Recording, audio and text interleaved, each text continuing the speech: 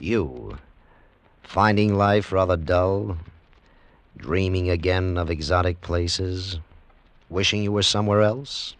We offer you Escape.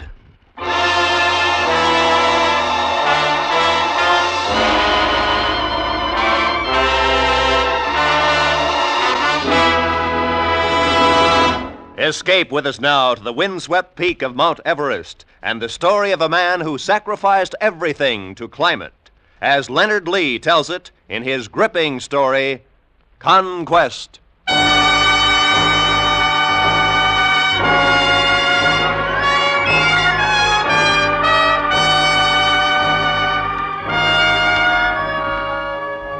You want to know what it's like up there? I'll tell you. It's a constant torrent of wind and snow. It's jagged rocks, iced as slick as a knife blade. No man has ever set foot on the place. It's as bleak and barren and lonely as the moon. But it's Everest. Mount Everest. And when you stand on its peak and know that every inch of the world is below you, there in the palm of your hand lies the final conquest.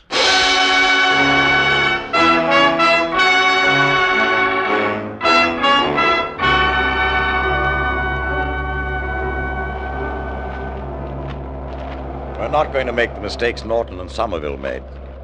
We'll spend the first night at Camp 5 and the second night at Camp 6.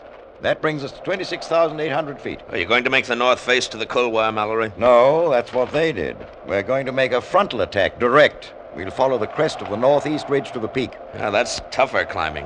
The only chance, Hamilton. And we'll take oxygen on the last dash. Well, best of luck, Mallory. Thanks.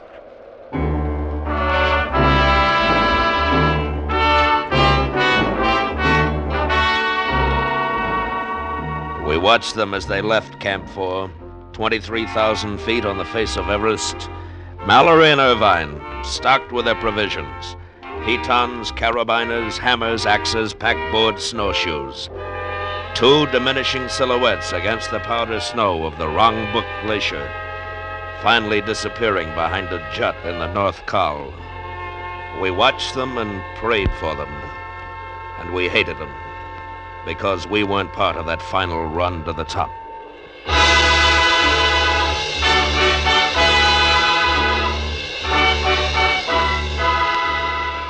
2 days later, June 10th, 1924, a man crawled toward us in the snow. We ran out of the tent to get him. It was Odell, our geologist from Camp 6. He could hardly speak. Challoner, brandy. Yes. Here, Odell, drink this. Thanks. What happened? I saw them. I saw the top. Did they make it? I don't know. They were about 800 feet from the peak. Mallory and Irvine. At the last step.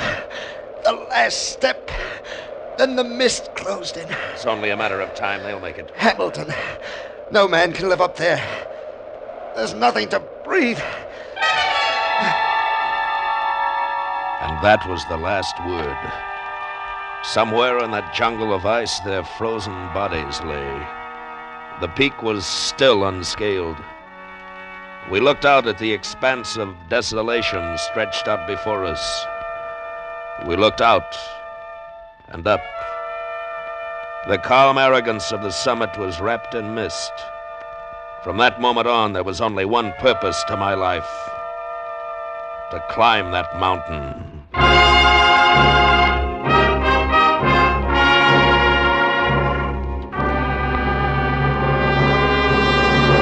I'm sorry, Hamilton, no more money. Look, Ben, I can make it. I know I can. I've been up there. I know every crevasse. I know every rock up to Camp 6. So what's the point?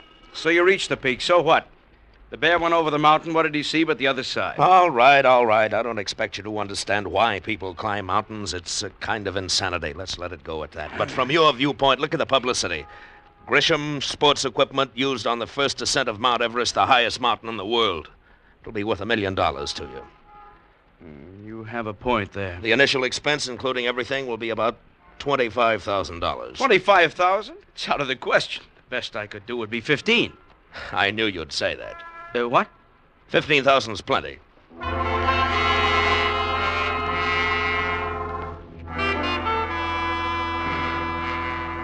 Well, what do you say, Challoner? Are you with us? Well, the last time it was pretty rough, but I'm always fool enough to try again. Fine. Who have you got lined up so far? Langmuir, he's pretty young, but he's got a lot of energy and a lot of experience for his age. Newt Revere, you know him. No. 4 of us will lead. That sounds pretty good. How about financing? The Mount Everest Committee can't supply it all, so I got most of what we need from Grisham. He makes sports equipment. It's a publicity deal. I see. Well, it's March now. We ought to have our base camp established by mid-April, and then we'll have about a month of climbing before the monsoon hits. Yes, that's what I planned. We'll be leaving in about 10 days. Can you be ready? Yes, I'll be ready, Hamilton. And so will Everest. We arrived in Darjeeling on April 2nd. We hired Sherpa porters and Tibetan guides, bought more tents and scientific equipment, and headed toward Everest, 100 miles away. But it was almost 3 times as far, snaking through the gorges of the eastern Himalayas. Our second night out, we camped in the sweltering swamp jungle of Sikkim.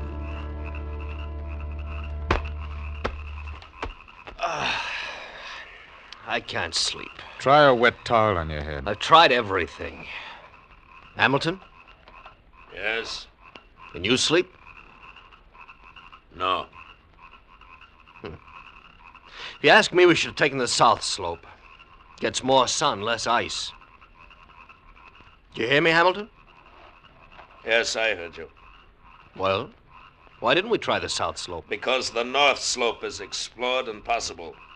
Besides, Nepal won't grant permission. Let's try to sleep, Can't sleep. Too hot. Can you sleep, Revere? I could try if it weren't for all this talk. Hold it. There's somebody outside. Yes, who is it? The head porter. Or you better tell him to come in, Hamilton. Come in. Yes, Tishbear, what is it? Not go. Not go to Chomolungma. What? Signs very bad for mountain. Death. Death, I see. What signs? Bend of the trees and the stars. No good. Not go to mountain. All right, Tishbear, how much? I do not understand. The bend of the trees is worth how much? Oh, signs are bad. $500. Get back to your tent. $400. $400, a blessing from Holy Lama of Rangpuk. All right. But that's the last holdup, you understand? I'm sure signs will be better. Now get back to your tent. Oh, gladness. Gladness. There's a Gurkha for you. The Sherbas won't come around for more money in the middle of the night. Well, good night, gentlemen. It's too blasted hot. Enjoy the heat, Langmuir. In another 48 hours, you'll wish you had every steaming bit of it.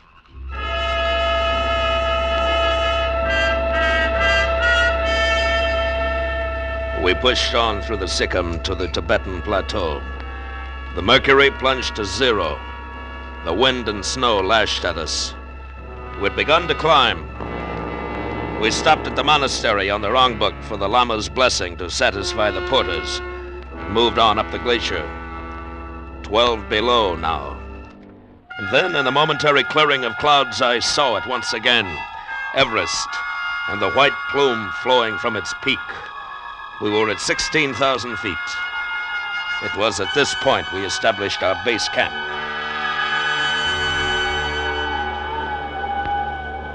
All right, Challoner, tell them what we've decided. All right.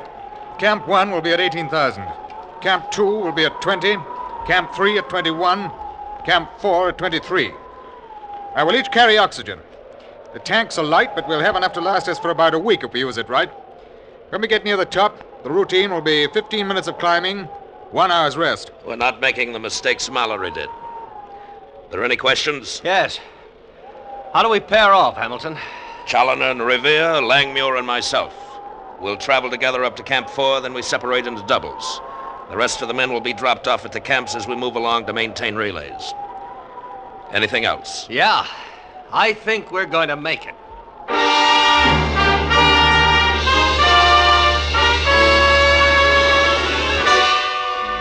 We climbed over the icy slopes, establishing camps as we went. Finally, after days of driving forward inch by inch, we reached the North Col, just 7,000 feet from the summit of the mountain. the wind hurtled down in the slopes and the sweeping gale, hard and cold as rock. Mallory had camped here just days from his death. Night closed in. The lack of oxygen had numbed the mind and fired the temper. Our civility was suffocated. We were savages, nothing more. We sat around an alcohol flame, the four of us, breathing hard, staring at each other's bearded faces, while outside the wind beat at the tent flaps. Gotta have oxygen. You've had plenty. Can't breathe. You can breathe. Just take it easy. Any more oxygen, your body will stop regulating to the altitude. Then you won't be able to do without the stuff. My heart's going like a trip hammer. It'll get worse. I gotta have some, I tell you. Sit down. Stay away from that tank. I can't breathe. Hamilton, I can't breathe. I said stay away. All right, come on, now get up. Oxygen. Please. Sit up and behave yourself. I'm the leader of this expedition, and you'll do as you're told. Here, Langmuir. Give me a hand. No. Let him lie there, Challoner. He'll be all right in the morning.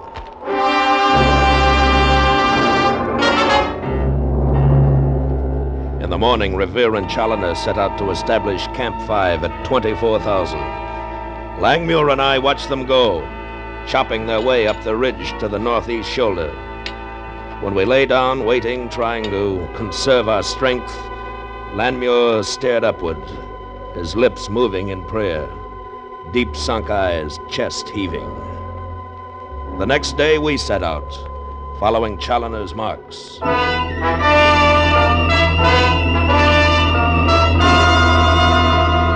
Langmuir! Body belay! Right. Easy now! I can't. 100 feet, Langmuir, then we can rest. Now, come on. No. Take a little more oxygen, then. There. You feel better? More. No more. Now, come on. Quarter shell to the camp. Quarter shell. He stood on my shoulders, and I boosted him to the narrow ledge. He grasped for the edge, his fingers clawing at the smooth rock. I felt his foot slip from my shoulder. I grabbed for his leg and missed. Black space sank below us, and he fell.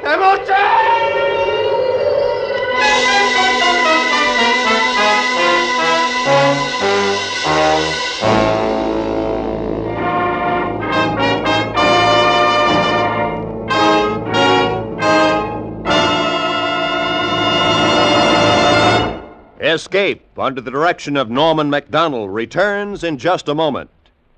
CBS wishes to call your attention to the debut of 3 programs today. Bill Goodwin's entertaining $1 a Minute, a new 15-minute news program featuring Eric Sevareid, chief of CBS Washington Bureau, and Charlie Wilde, private detective, which is moved to CBS from another network. And now, back to Escape.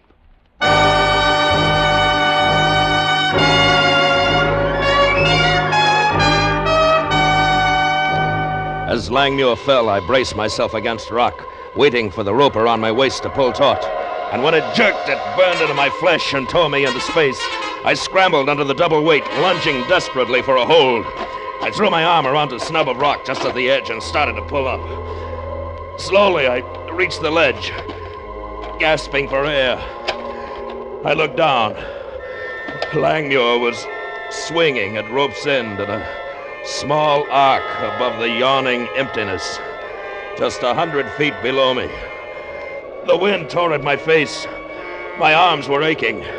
I felt them slipping from the rock, and then I saw Langmuir grab a handhold and start to climb.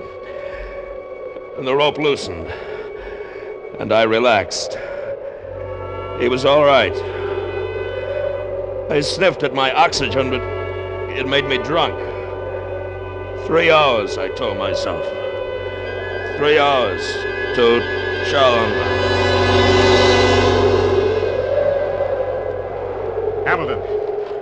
Hamilton, you all right?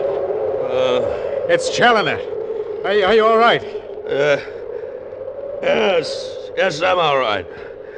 How did I get here? Langmuir brought you in. I must have passed out. Yes, you certainly did. Where's Revere? A rock fall. He must have been killed instantly. 3 of us. 3 of us left.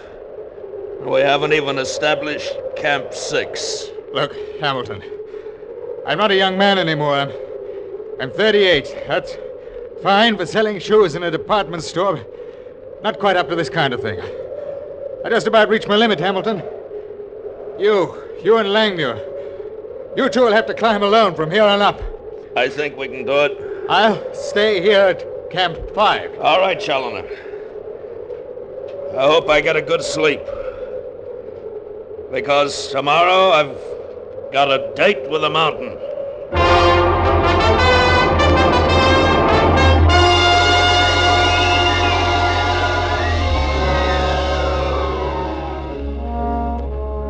It's quiet outside. It's a wonderful day. It's the best we've had yet. What do you think of cutting the north face across the couloir, making the final ascent directly up the western part of the north side? No, we'll take Norton's route as we planned. What about Camp 6? Well, if we can establish it at 27,000, the final dash will be short. That'll double our chances. Well, Langmuir, what do you say? You want to go on? Look up there. What? The mist is beginning to clear. There it is, Hamilton. The summit. The top of the world.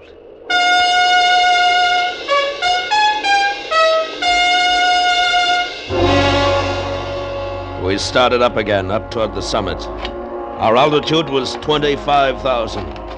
We planned to camp at 27, leaving only 2,000 feet for the final spurt.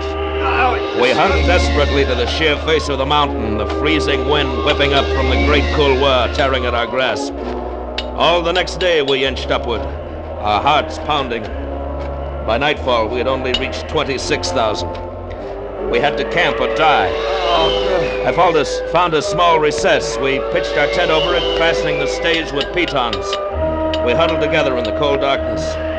Langmuir was exhausted. I heard him gasping the weak air.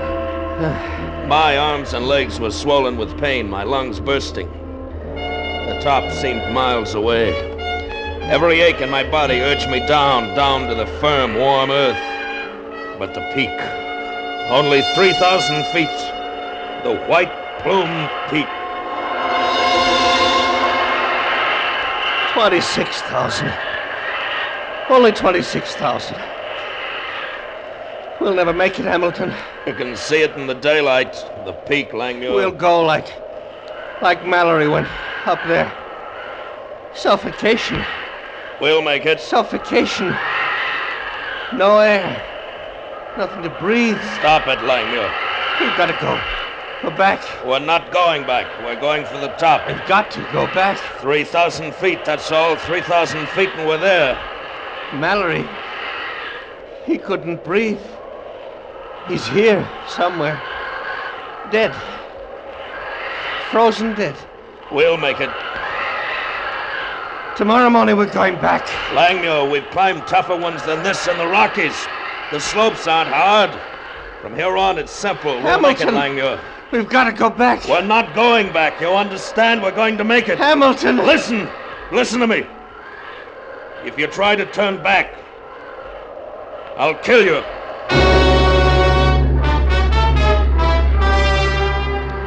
The mountain wasn't ice and rock to us anymore. It was a human force, an arrogant, wild challenge. Defiant, fighting conquest with choking cold and the constant earth pull downward. Death didn't matter. My life a Langmuir. That was the top, and we were going to reach it. In the morning, we started up again. We moved like automatons, not daring to think or feel. Moved up by instinct. And then it happened. Langmuir slipped again, and I plunged my pickaxe into a crack and waited for a sharp tug on the waist rope. It came. I pressed myself against the rock, waiting for the slack that told me that he'd regained his foothold. And suddenly, above the high wind, I heard a massive rumble. I felt the earth shaking itself to pieces. Avalanche!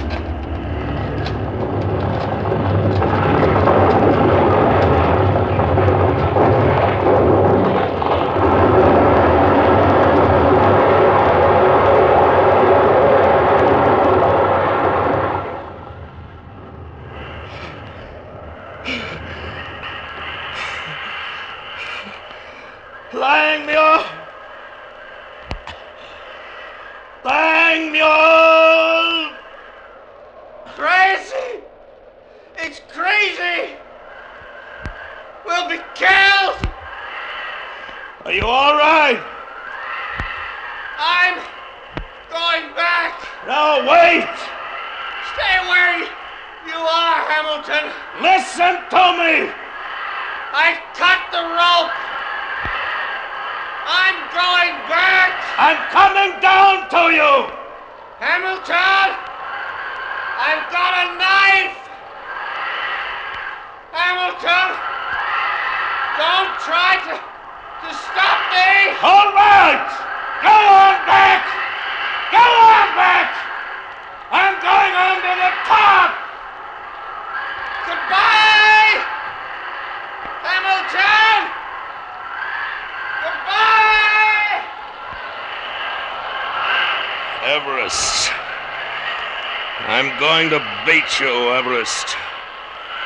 I'm going to the top. I'm going to the top.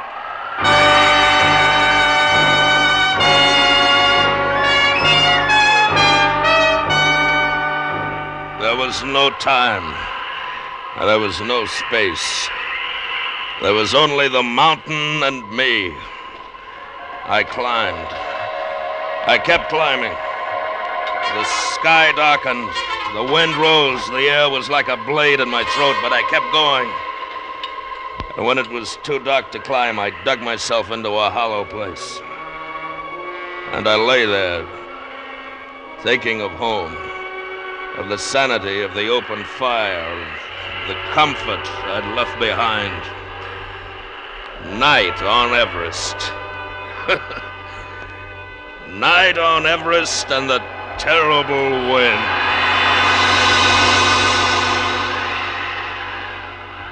Morning broke milder and clear. I left the hollow and looked upward through the glare of the sun. The slopes were more gentle, the holds easier. It was as if Everest had suddenly relaxed its guard, for there, just above me, lay the few yards of level terrain which formed my goal. I started again, moving upward, senseless to pain. Hours later, the ground leveled and I stopped crawling. I lifted my head, and around me in every direction, clouds and peaks. Below me, the black outline of the earth. I'd made it. I was the first man ever to reach the peak of Mount Everest.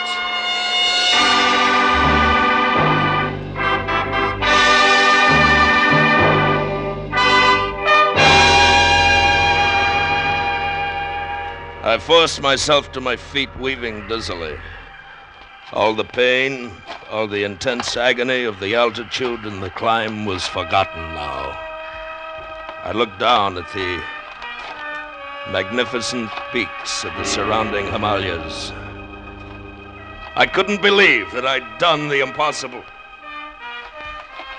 There was a small camera in my knapsack. I took pictures of every horizon. I walked around the summit, my summit, drunk with the knowledge of what I'd done. And then, suddenly I stopped. For there, wedged into a crack of rock, something bright and gold shone up at me. I bent down and pulled it out. It was a cigarette case. It bore the initials GLM. George Lee Mallory.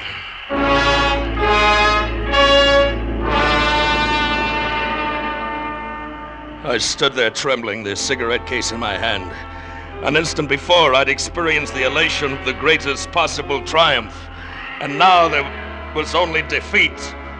Defeat and the indescribable hate for a dead man. Oh, how he must have smiled as he went to his death, knowing that the second man to reach the top would find his proof. The second man to reach the top. I was only the second man.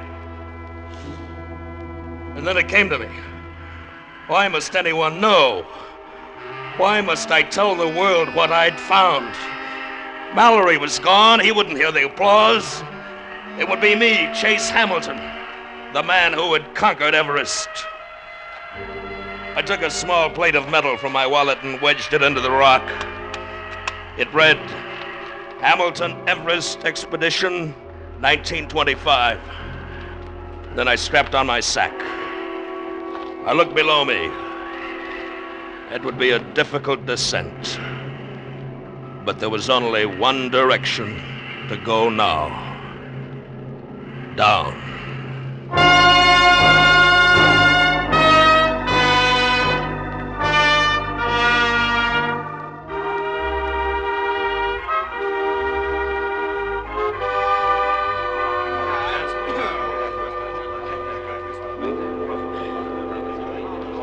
They found you at about 1,000 feet from the peak. Is that right, Mr. Hamilton? Yes, that's right. Challoner found me. He brought me back to Camp 6. How come Langmuir didn't go to the top with you? He died, gentlemen. The rope broke and he fell. Langmuir deserved a lot of credit, though. Without him, I never could have gotten near the summit. Well, how does it feel, Mr. Hamilton? How does it feel to be acclaimed as the first man to climb the highest mountain in the world? Well, gentlemen, I feel as if... If you could just give our papers a statement of some kind, how does it feel to be the very first? Yes, that's what we want to hear, sir. You don't climb a mountain just for fame and glory, gentlemen. You climb it for something more personal than that. And you can't lie to yourself. I'm afraid I don't understand. You were the first. No, gentlemen. Not quite the first. George Lee Mallory reached the top last year. I found his cigarette case wedged in a rock on the summit. This cigarette case. Smoke, gentlemen.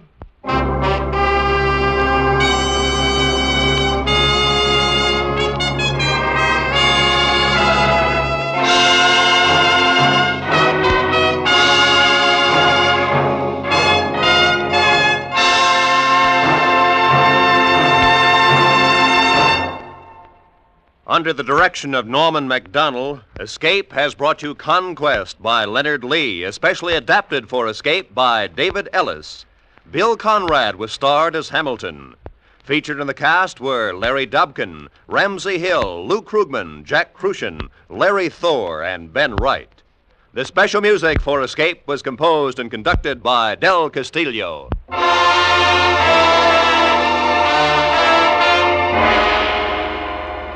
Next week, escape with us to Western Europe and the story of a futile attempt to save a beautiful girl from the clutches of the most cold-blooded political organization on earth, as Anthony Ellis tells it in his exciting story, A Bullet for Mr. Smith.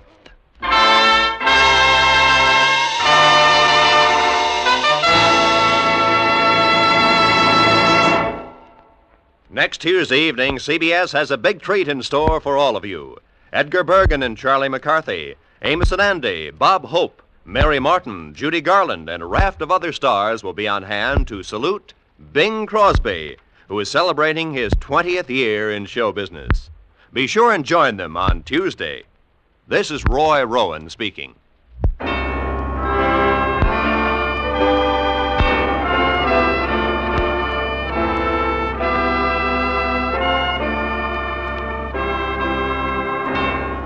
This is CBS, the Columbia Broadcasting System.